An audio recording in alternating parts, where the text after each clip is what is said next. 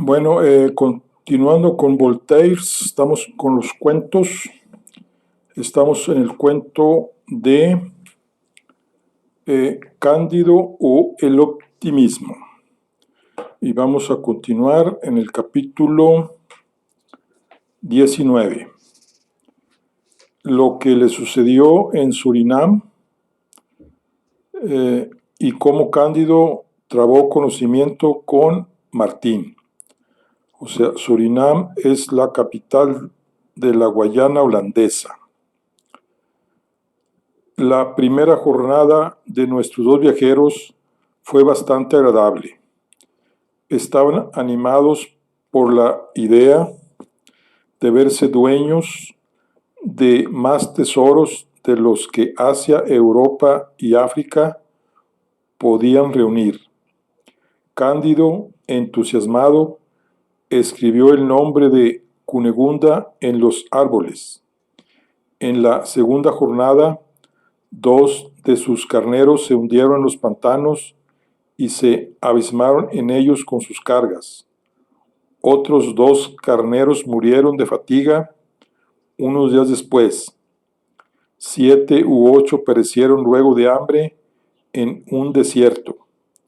Otros cayeron al cabo de algunos días en precipicios. Finalmente, después de 100 días de marcha, solo les quedaban 2 carneros. Cándido le dijo a Cancabo: amigo mío, ya veis cuán perecederas son las riquezas de este mundo. Lo único sólido es la virtud y la dicha de ver a la señorita Cunegunda. Lo admito, dijo Cacambo, pero todavía nos quedan 2 carneros, con más tesoros de los que tendrán nunca el rey de España, y a lo lejos veo una ciudad que, si no me engaño, es Surinam, perteneciente a los holandeses. Estamos llegando al final de nuestras fatigas y al principio de nuestra felicidad. Al acercarse a la ciudad, encontraron un negro tendido en tierra. Bueno, el pasaje del esclavo negro no figura en el manuscrito que empalma directamente con la entrada a Surinam. Se une así Voltaire a las protestas de la opinión ilustrada contra la esclavitud que ya evocaba en Historia de los viajes de Escarmentado. Bueno, dice, encontraron un negro tendido en tierra, que solo tenía la mitad de sus ropas, es decir, un calzón de tela azul. A ese pobre hombre le faltaba la pierna izquierda y la mano derecha. Oh, Dios mío, le dijo Cándido en holandés, ¿qué haces ahí, amigo mío, en el estado horrible en que te veo? Espero a mi amo, el señor Van der Dendur, el famoso comerciante. Aquí probablemente es una reminiscencia de un librero del Haya, Van Duren, con el que Voltaire se enfrentó a raíz de la publicación de Animachival de Federico II en el año de 1740 y posteriormente durante el Affaires de Frankfurt. Por descuido, Voltaire le adjudica el mismo nombre que da al patrón del barco poco más adelante. Dice, espero a mi amo, el señor Van der Dur, el famoso comerciante, respondió el negro. ¿Ha sido el señor Van der Dur, dijo Cándido, el que te ha tratado así? Sí, señor, dijo el negro, es la costumbre. Nos dan un calzón de tela por todo vestido 2 veces al año. cuando trabajamos en los ingenios y la muela nos pilla el dedo, nos cortan la mano. Cuando queremos huir, nos cortan la pierna. Yo me he encontrado en ambos casos. A ese precio coméis vos azúcar en Europa. Sin embargo, cuando mi madre me vendió por 10 escudos patagones en la costa de Guinea, me decía: querido hijo, bendice a nuestros fetiches, adóralos siempre, te harían vivir feliz. Tienes el honor de ser esclavo de nuestros señores los blancos, y con ellos labras la fortuna de tu padre y de tu madre. Ay, no sé si he labrado su fortuna, pero ellos no han labrado la mía. Los perros, los monos y los loros son 1000 veces menos desdichados que nosotros. Los fetiches holandeses que me convirtieron me dicen cada domingo que todos somos hijos de Adán, blancos y negros. No soy genealogista, pero si esos predicadores dicen la verdad, todos somos primos hermanos, y estaréis de acuerdo conmigo en que no se puede tratar a los parientes de una manera más horrible. Oh, Pangloss, exclamó Cándido, ¿no adivinaste esta abominación? Es un hecho que al final habré de renunciar a tu optimismo. ¿Qué es optimismo?, decía Cacambo. Ay, dijo Cándido, es la manía de sostener que todo está bien cuando todo está mal. Y derramaba lágrimas mirando a su negro, y llorando entró en Surinam. Parodia del texto evangélico: Cristo llorando entró en Jerusalén.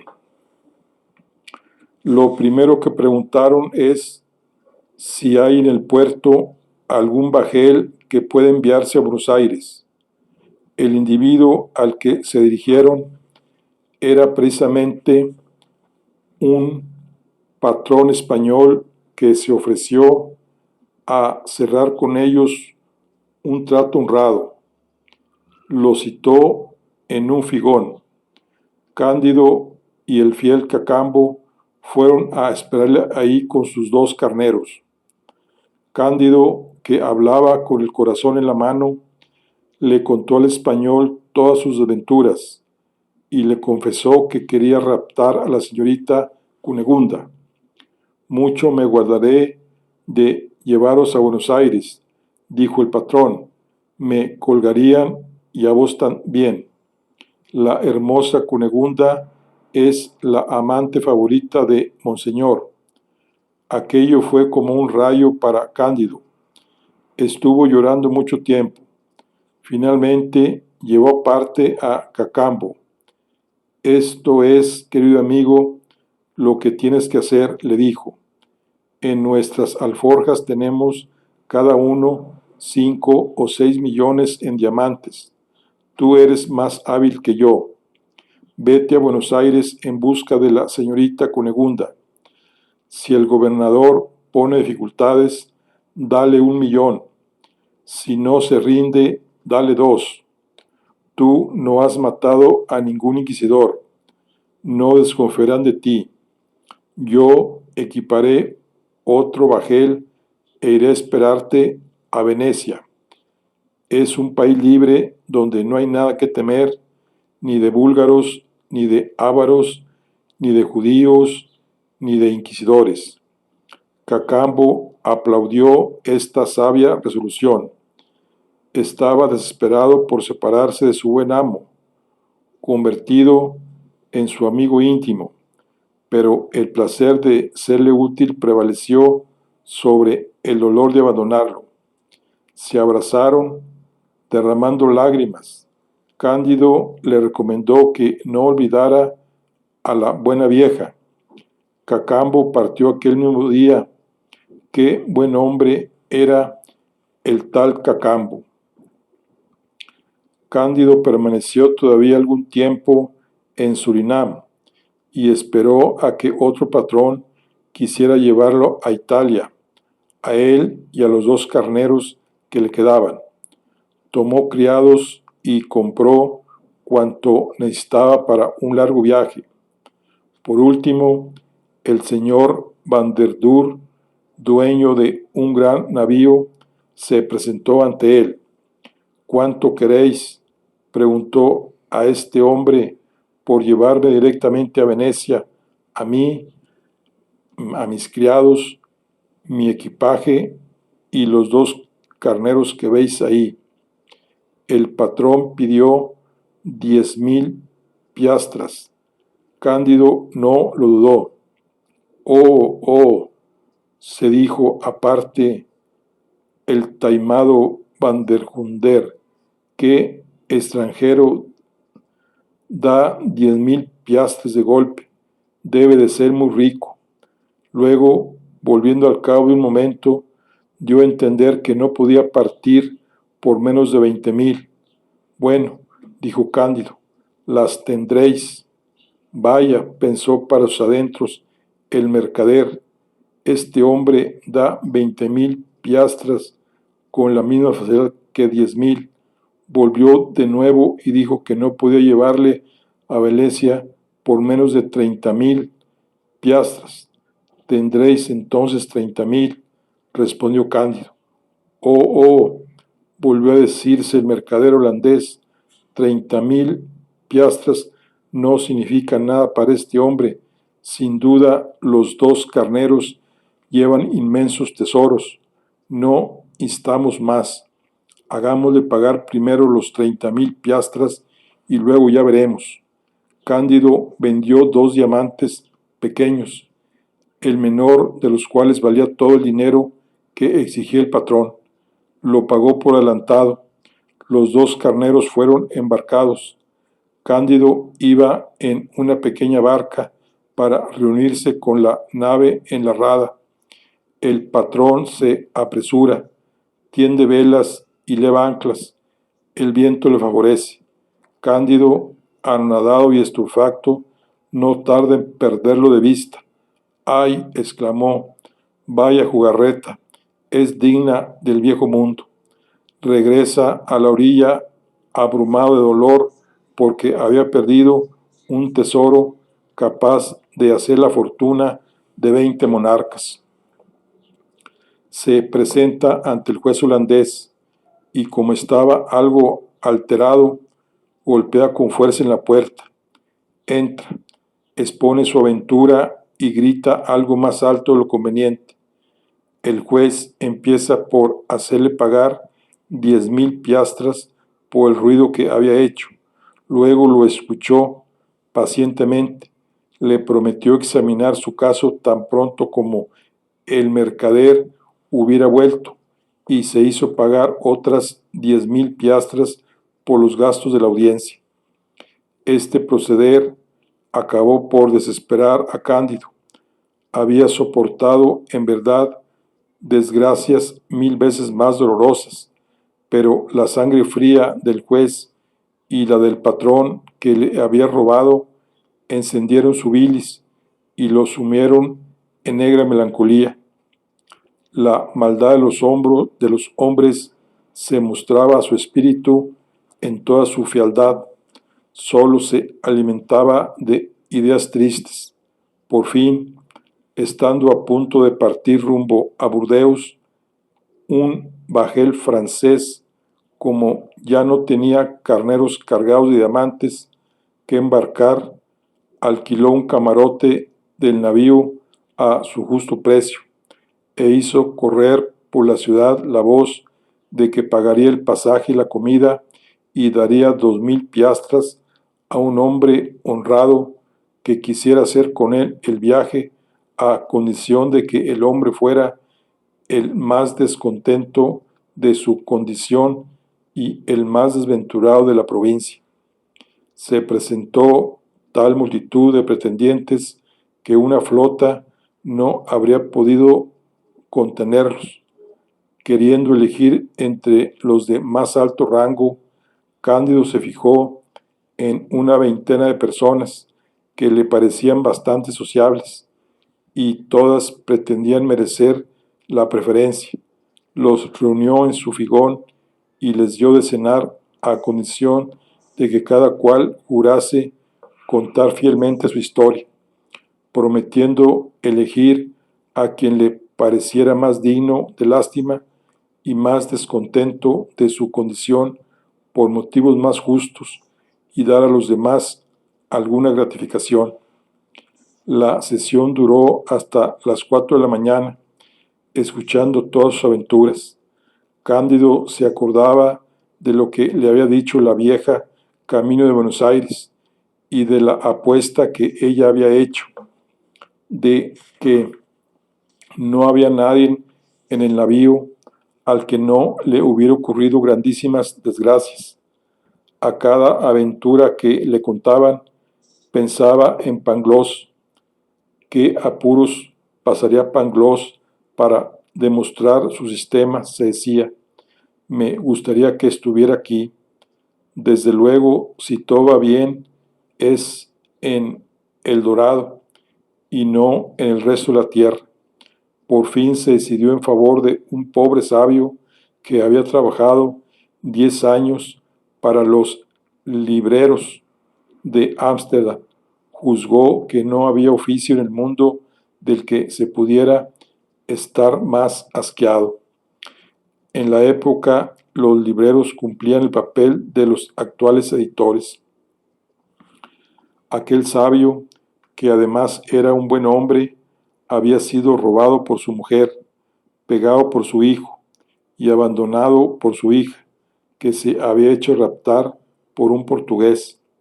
Acababa de verse privado de un pequeño empleo del que subsistía, y los predicadores del Surinam lo perseguían porque le tomaban por sociniano. Sociniano, que es un discípulo de Socinio, reformador sienés del siglo XVI, que negaba la existencia de la Trinidad y la divinidad de Cristo, además de abogar por la interpretación racional de las Escrituras. Los deístas los tenían como precursores suyos. Estas ideas atrajeron a Voltaire, que les dedica un espacio en la séptima carta filosófica.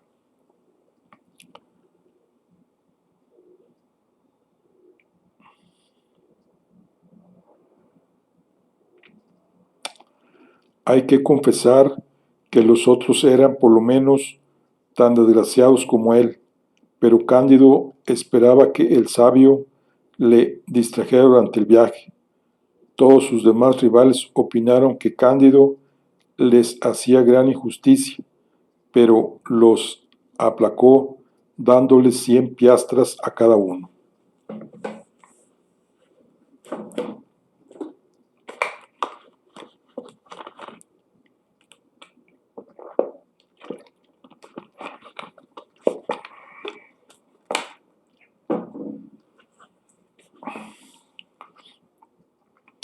Capítulo 20. De lo que le sucedió en el mar a Cándido y a Martín.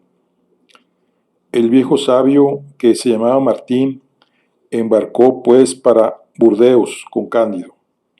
Uno y otro habían visto mucho y sufrido mucho, y aunque el navío hubiera debido hacerse a la vela desde Surinam rumbo a Japón, doblaron por el cabo de Buena Esperanza. Habrían tenido materia para hablar del mal moral y del mal físico durante todo el viaje. Sin embargo, Cándido tenía una gran ventaja sobre Martín, y es que seguía esperando volver a ver a la señorita Cunegunda, mientras que Martín no tenía nada que esperar.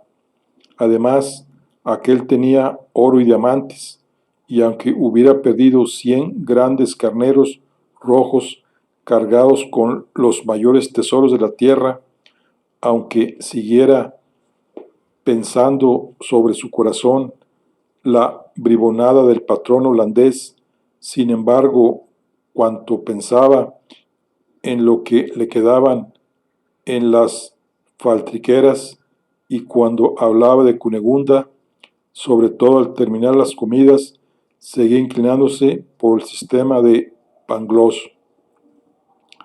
Y vos, señor Martín, le dijo al sabio, ¿qué pensáis de todo esto? ¿Cuál es vuestra idea sobre el mal moral y el mal físico? Señor, respondió Martín, mis sacerdotes me han acusado de ser sociniano, pero lo cierto es que soy maniqueo. O sea, maniqueo es una doctrina religiosa que explica el universo por la lucha de dos únicos principios, el bien y el mal. El problema del origen del mal preocupó siempre a Voltaire, que cita su fundador, Manès, en otro de sus relatos, El blanco y el negro. Conviene recordar que San Martín, y no es casual el nombre de Martín que presta al personaje, fue, según la leyenda, gran enemigo del diablo durante su existencia, que transcurrió en el siglo III. Dice, lo cierto es que soy maniqueo. Os burláis de mí, dijo Cándido. Ya no hay maniqueos en el mundo. Quedo yo, dijo Martín. No sé qué hacer, pero no puedo pensar de otro modo. Debéis de tener el diablo en el cuerpo, dijo Cándido. Se entromete tanto en los asuntos de este mundo, dijo Martín, que bien podría estar en mi cuerpo lo mismo que en cualquiera otra parte.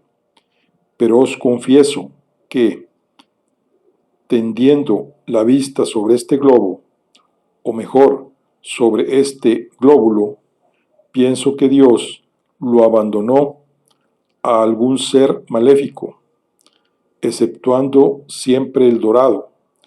Casi nunca he visto ciudad que no desee la ruina de la ciudad vecina, ni familia que no quisiera exterminar a alguna otra familia.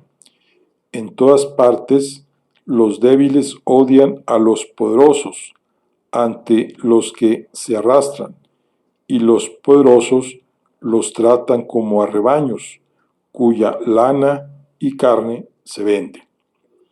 1 millón de asesinos, organizado en regimientos, corriendo de un extremo a otro de Europa, ejercen el asesinato y el bandidaje con disciplina para ganarse el pan, porque no hay oficio más honrado. Y en las ciudades que parecen gozar de la paz y donde las artes florecen, los hombres son devorados por más envidias, preocupaciones e inquietudes. ¿Qué calamidades sufre una ciudad sitiada? Los pesares secretos son más crueles aún que las miserias públicas. En una palabra, he visto tanto y tanto he pasado que soy maniquero. Sin embargo, ¿habrá algo bueno?, replica Cándido. Puede ser, decía Martín, pero yo no lo conozco. En medio de esta disputa se oyó un estruendo de cañón. El ruido crece por momentos. Cogen sus catalejos. Divisan 2 bajeles que combatían a unas 3 millas de distancia. El viento acerca ambos al navío francés, cuyos pasajeros tuvieron el placer de ver el combate a sus anchas. Por fin, uno de los 2 bajeles soltó al otro una andanada tan baja y tan precisa que lo echó a pique. Cándido y Martín divisaron con toda claridad a un centenar de hombres sobre la cubierta del navío que se hundía. Todos alzaban las manos al cielo y proferían clamores espantosos. En un instante todo fue engullido. Bueno, dijo Martín, así es como se tratan unos a otros los hombres. Cierto, hay algo diabólico en este asunto, dijo Cándido. Mientras así hablaba, divisó no sé qué de un rojo brillante que nadaba junto a su navío. Botaron una chalupa para ver qué podía ser. Era uno de sus carneros. Cuando encontró el carnero, Cándido sintió una alegría superior a su dolor por perder 100 completamente cargados de gruesos diamantes de El Dorado. Pronto se dio cuenta el capitán francés de que el capitán del navío que quedaba sobre el agua era español y que el del navío hundido era un pirata holandés, el mismo que había robado a Cándido. Las inmensas riquezas de que se había apoderado el malvado fueron sepultadas con él en el mar y no se salvó más que un carnero. Ya veis que a veces el crimen se paga, le dijo Cándido a Martín. Ese granuja de patrón holandés ha tenido el destino que merecía. Sí, dijo Martín, pero era preciso que también pereciesen los pasajeros de su barco. Dios ha castigado a ese granuja y el diablo ha ahogado a los demás. Entre tanto, el navío francés y el español siguieron su ruta y Cándido continuó sus conversaciones con Martín. Discutieron 15 días seguidos y al cabo de los 15 días estaban tan adelantados como el primero, pero a la postre hablaban, se comunicaban ideas, se consolaban. Cándido acariciaba a su carnero. Si he vuelto a encontrarte, dijo, también podré encontrar de nuevo a Cunegunda.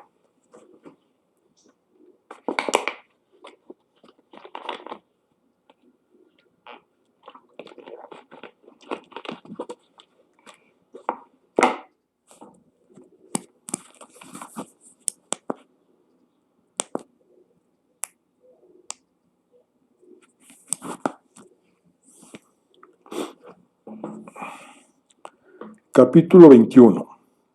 Cándido y Martín se acercan a las costas de Francia y razonan. Por fin avistaron las costas de Francia. ¿Habéis estado alguna vez en Francia, señor Martín?, dijo Cándido. Sí, dijo Martín. Recorrí varias provincias. Hay unas donde la mitad de sus habitantes están locos, otras donde se pasan de listos, otras donde por el general son bastante mansos y bastante necios, otras donde presumen de agudos, y en todas la principal ocupación es el amor. La segunda, la maledicencia, y la tercera, decir tonterías.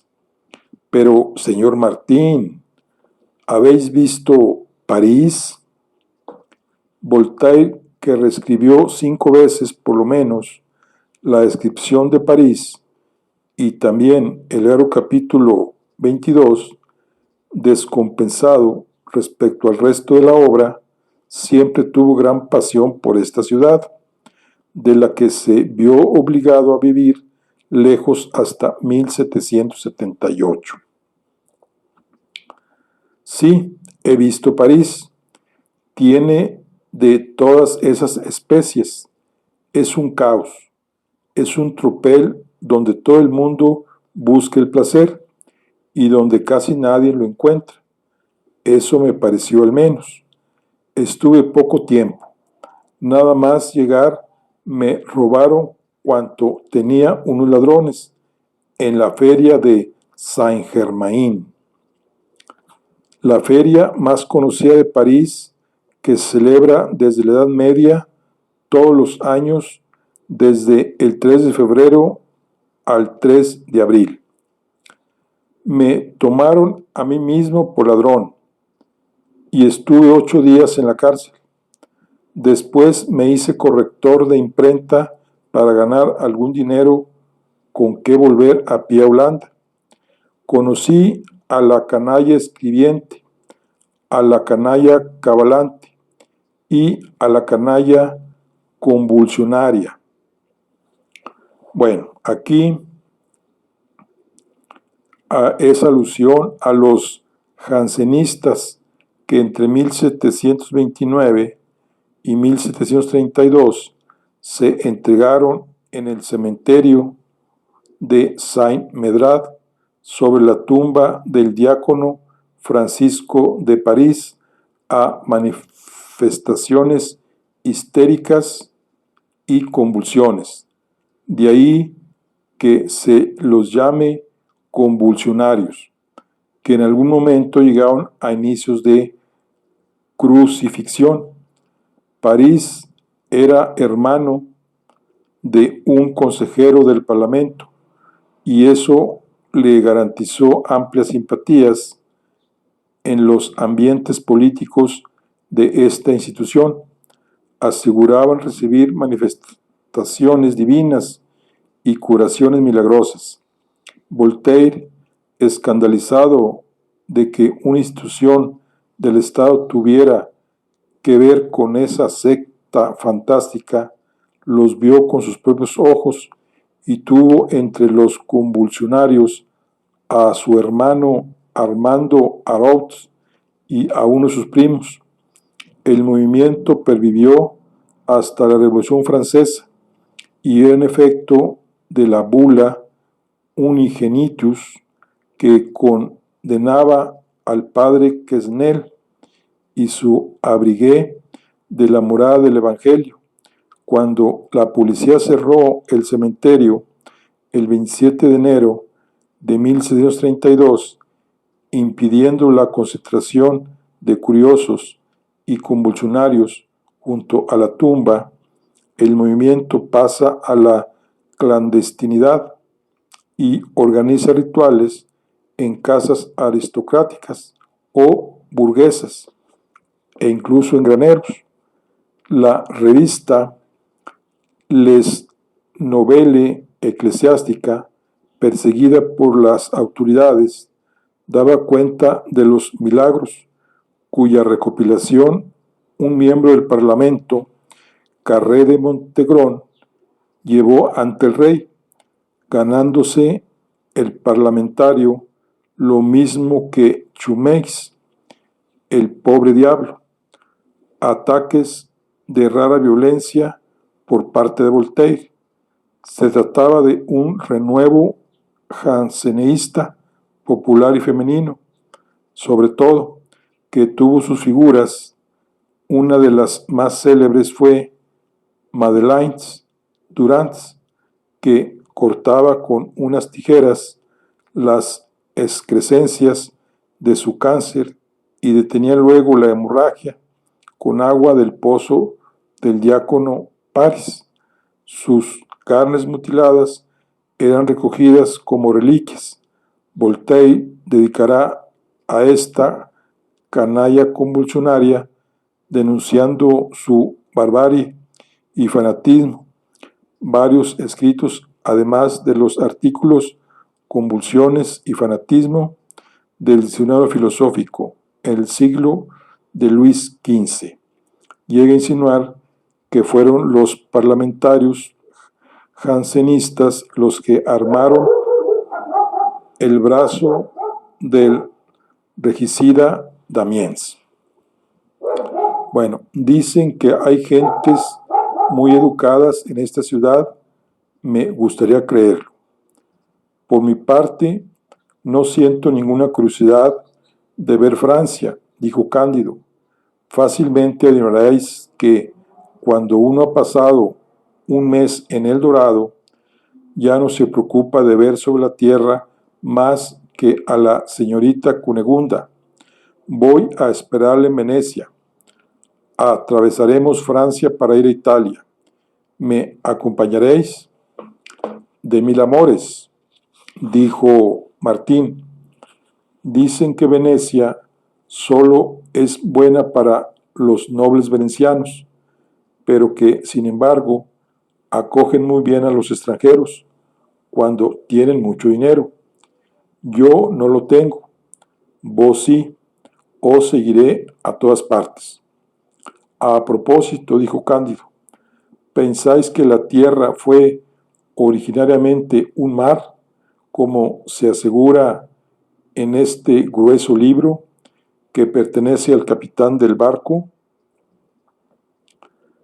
Aquí Voltaire hace alusión a la historia de los navegantes en 1756 del presidente Desbrosses, aunque también podría aludir a textos anteriores como Teoría de la Tierra de 1749 de Buffon o La Espectáculo de la Naturaleza 1732-1750 del abate Pluché. Los tres sostenían la tesis de que el mar había cubierto originalmente toda la tierra. Voltaire, que nunca admitiría la teoría, también la ataca en El hombre de los 40 escudos. Bueno, entonces, como asegura en el libro que pertenece al capitán del barco, no creo nada de eso, dijo Martín, ni tampoco todas esas fantasías que nos cuentan desde hace algún tiempo. Pero entonces, ¿a qué fin fue formado este mundo? Dijo Cándido. Para hacernos rabiar, respondió Martín. No os sorprendió mucho, prosiguió Cándido, el amor que aquellas dos muchachas del país de los orejones sentían por aquellos dos monos en esa aventura que ya os he contado. En absoluto, dijo Martín, no veo que esa pasión tenga nada de extraño. He visto tantas cosas extraordinarias que ya no hay nada extraordinario. ¿Creéis, dijo Cándido, que los hombres se hayan matado siempre unos a otros como hacen en la actualidad? Que siempre hayan sido mentirosos, trapaceros, pérfidos, ingratos, bergantes, débiles, versátiles, cobardes, envidiosos, glotones, borrachos, ávaros, ambiciosos, sanguinarios, calumniadores, lujuriosos, fanáticos, hipócritas y necios? ¿Creéis, dijo Martín, que los gavilanes se hayan comido siempre las palomas cuando los han encontrado? Desde luego, dijo Cándido. Pues bien, dijo Martín, si los gavilanes han tenido siempre el mismo carácter, ¿por qué pretendéis que los hombres hayan modificado el suyo? Oh, dijo Cándido, hay mucha diferencia, porque el libre albedrío, y razonando de esta suerte, llegaron a Burdeos.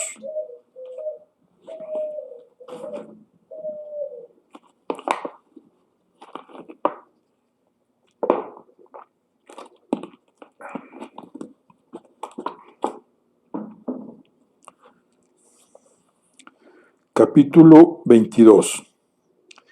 De lo que le sucedió en Francia a Cándido y a Martín.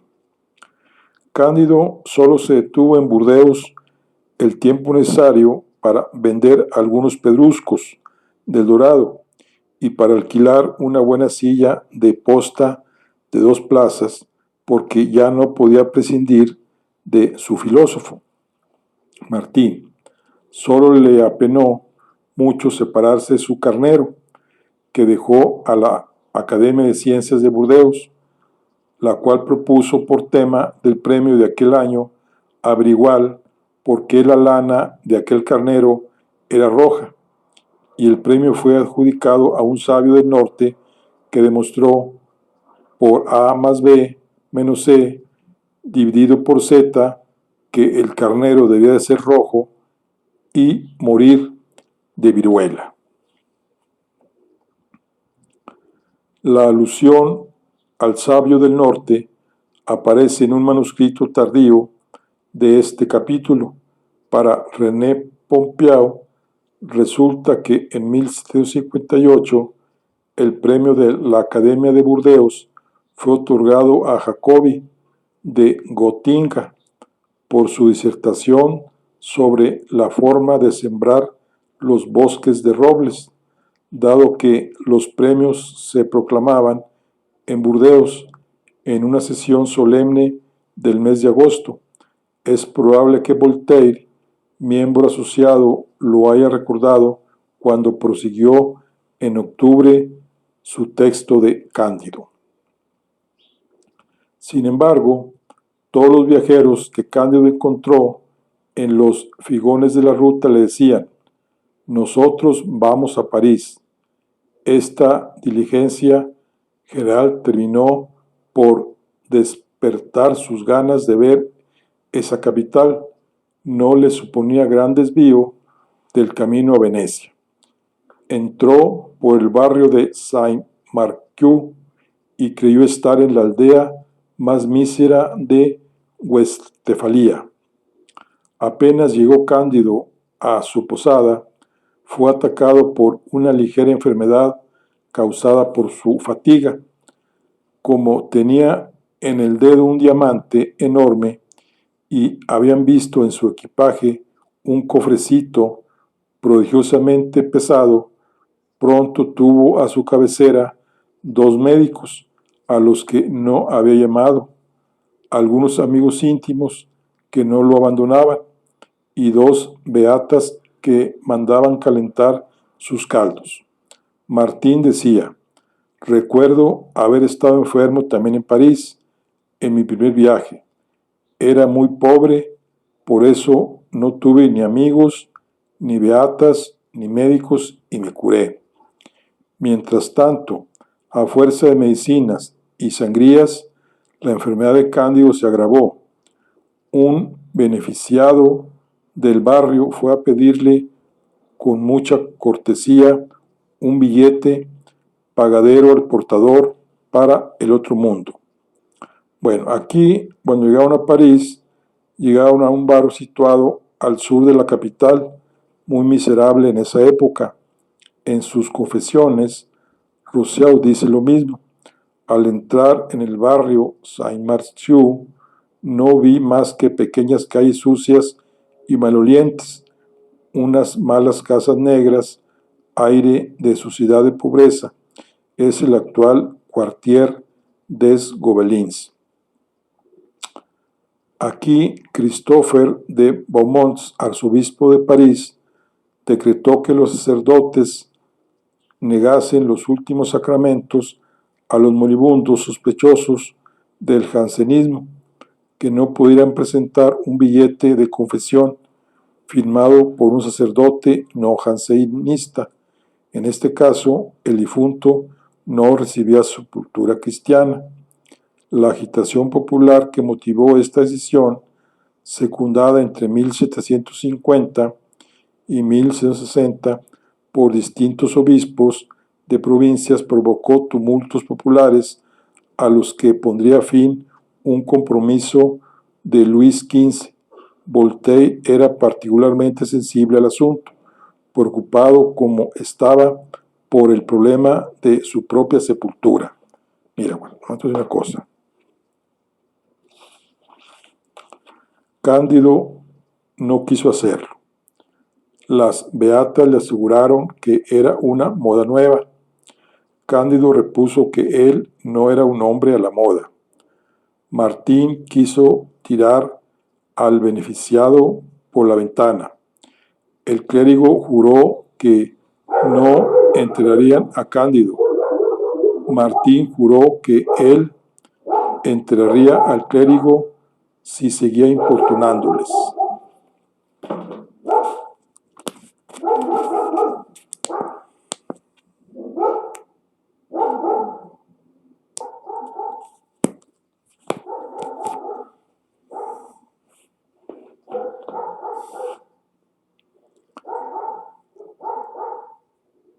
La pelea se acaloró. Martín lo cogió por los hombros y lo echó en pellones, lo cual provocó un gran escándalo, del que se levantó atestado. Cándido se curó y durante su convalecencia cenó muy bien acompañado. Se jugaba fuertes sumas. A Cándido le sorprendió mucho que nunca le llegaran haces, pero a Martín no le sorprendía. Entre los que le hacían los honores de la ciudad, mostrándosela, había un pequeño abate del Perigord, una de esas personas solícitas, siempre alertas, siempre serviciales, descaradas, cariñosas, complacientes, que acechan el paso de los forasteros, les cuentan la historia escandalosa de la ciudad y les ofrecen placeres a cualquier precio. Llevó primero a Cándido y a Martín al teatro. Representaban una tragedia nueva. Cándido se encontró colocado junto a varios ingenios, lo cual no le impidió llorar en escenas perfectamente interpretadas. Uno de los razonadores que estaba a su lado le dijo en un entreacto: «Hacéis mal en llorar. Esa actriz es muy mala. El actor que trabaja con ella es todavía peor. La pieza es además peor que los actores. El autor no sabe una palabra de árabe y, sin embargo, la acción ocurre en Arabia. Y además es un hombre que no cree en las ideas innatas». Locke y sus discípulos, entre los cuales se encontraba el propio Voltaire, en este punto. «Mañana os traeré 20 folletos contra él. Señor, ¿cuántas piezas de teatro tenéis en Francia?», dijo Cándido al abate, el cual respondió: 5 o 6.000. «Es mucho», dijo Cándido. «De ellas, ¿cuántas son buenas?». 15 o 16, replicó el otro. «Es mucho», dijo Martín. Cándido quedó encantado con una actriz que encarnaba a la reina Isabel en una tragedia bastante floja, alusión a la cometa de Exer de Tomás Cornielli, 1678, que todavía se representaba en el siglo XVIII, que se representa de vez en cuando. «Me gusta mucho esa actriz», dijo Martín. «Tiene cierto parecido con la señorita Cunegunda. Me encantaría saludarla». El abate perigordino se ofreció a presentarlo. Cándido, educado en Alemania, preguntó cuál era la etiqueta y cómo se trataba en Francia a las reinas de Inglaterra.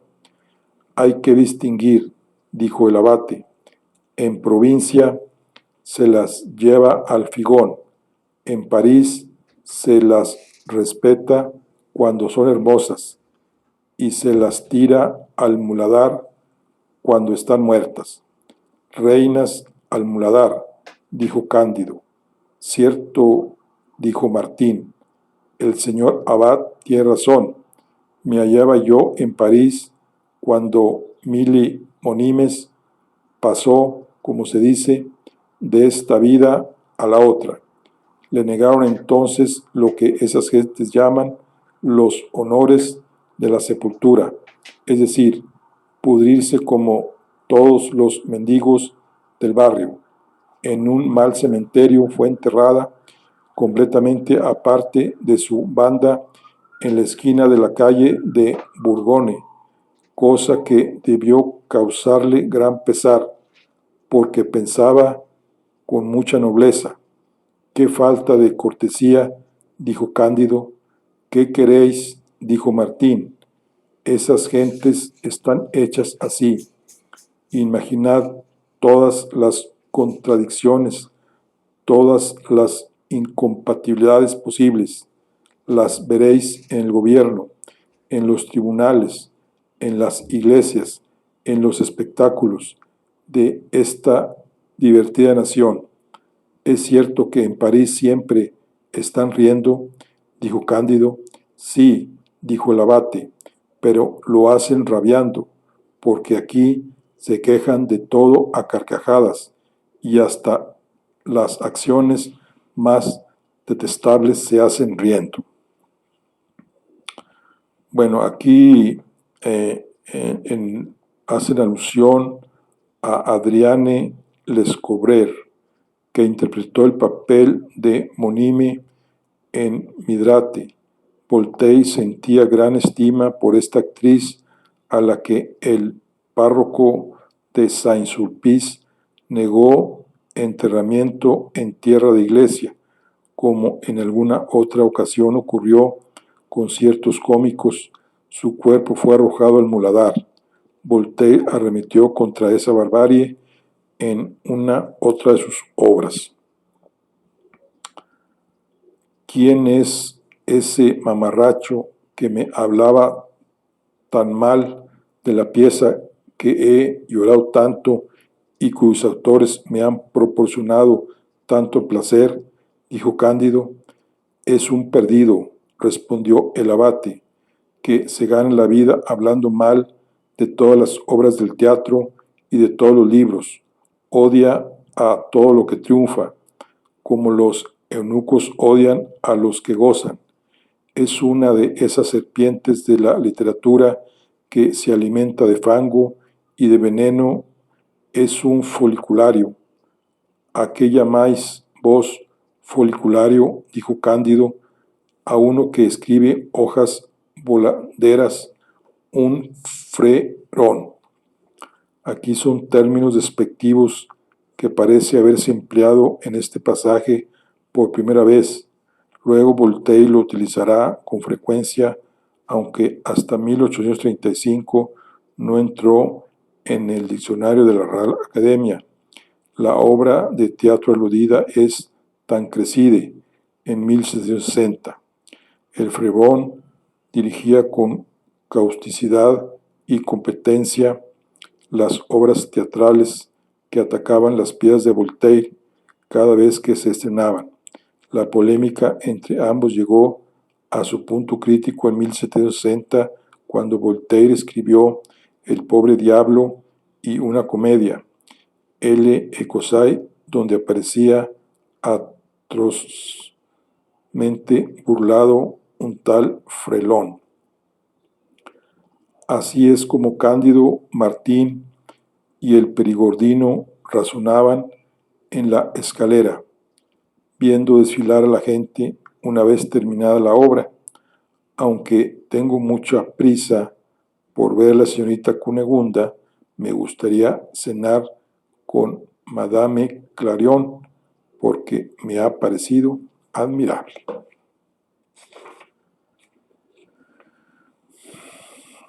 El abate no era hombre que frecuentase a Madame Clarion, que solo se relacionaba con gentes de clase.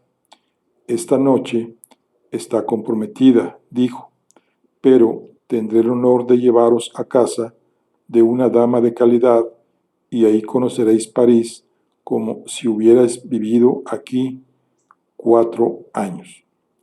Cándido, que era curioso por naturaleza, se dejó llevar a casa de la dama, en el corazón del barrio de Saint-Honoré.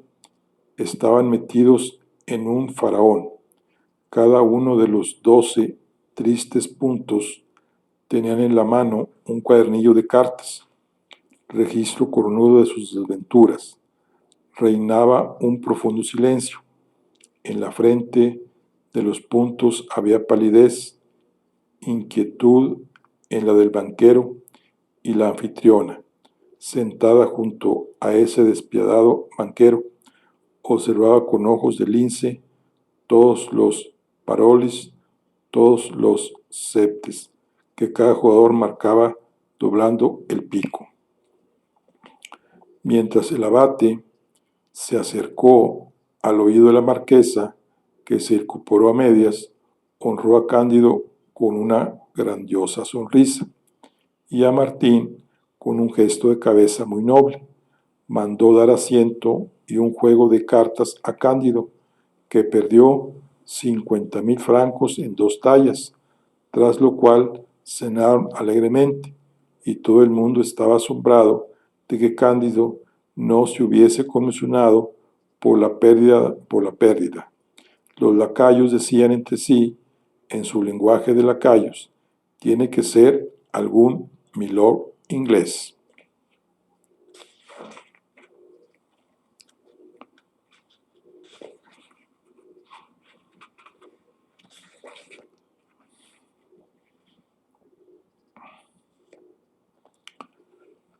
La cena fue como la mayoría de las cenas de París: al principio silencio, luego un rumor de palabras que no se distinguen, luego bromas, con su mayoría insípidas, noticias falsas, malos razonamientos, un poco de política y mucho de maledicencias.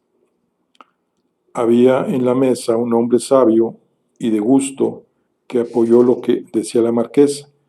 Hablaron luego de tragedias. La dama preguntó por qué había tragedias que algunas veces se representaban y que no podían leerse. El hombre de gusto explicó muy bien que hay obras que pueden tener 103 y otras que no. Cándido escuchaba todas esas palabras atentamente y se hizo una gran idea del personaje que así discurría, y cómo la marquesa se había preocupado de ponerle a su lado. Se acercó a su oído y se tomó la libertad de preguntarle quién era aquel hombre que también hablaba. Es un sabio, dijo la dama, que no puntea y que el abate me trae algunas veces a cenar. Lo sabe todo de tragedias y libros. Cándido le replicó: he visto otras cosas, pero un sabio que luego tuvo la desgracia de ser ahorcado me enseñó que todo va de maravilla. Después de la cena, la marquesa llevó a Cándido a su gabinete y le hizo sentarse en un canapé. Y bien, le dijo, ¿seguís locamente enamorado de la señorita Cunegunda de Thundertentroch? Sí, señor, respondió Cándido. La marquesa le replicó con una sonrisa tierna: me respondéis como un joven de Westfalia. Un francés me habría dicho: cierto que amé a la señorita Cunegunda, pero al veros, señora, temo que ya no la amo. Ay, señora, dijo Cándido, responderé como queréis. Vuestra pasión por ella, dijo la marquesa, empezó recogiendo su pañuelo. Yo quiero que me recojáis mi liga. De todo corazón, dijo Cándido, y la recogió. Pero quiero que me la pongáis, dijo la dama, y Cándido se la puso. Ya veis, dijo la dama, soy extranjero. A veces hago languidecer a mis amantes de París 15 días, pero a vos me entrego desde la primera noche, porque hay que hacer los honores del país a un joven de Westfalia. Habiendo visto la hermosa dos enormes diamantes en las 2 manos de su joven extranjero, los elogió con tan buena fe que de los dedos de Cándido pasaron a los dedos de la marquesa. Al retirarse con su abate Perijordino, Cándido sintió algún remordimiento por haber cometido una infidelidad contra la señorita Cunegunda. El señor abate le acompañó en su pesadumbre, aunque era poco lo que él perdía de las 50,000 libras que Cándido se había dejado en el fuego. Entonces, señor, ¿tenéis una cita en Venecia? Sí, señor abate, dijo Cándido. es absolutamente necesario que vaya a reunirme con la señorita Cunegonda.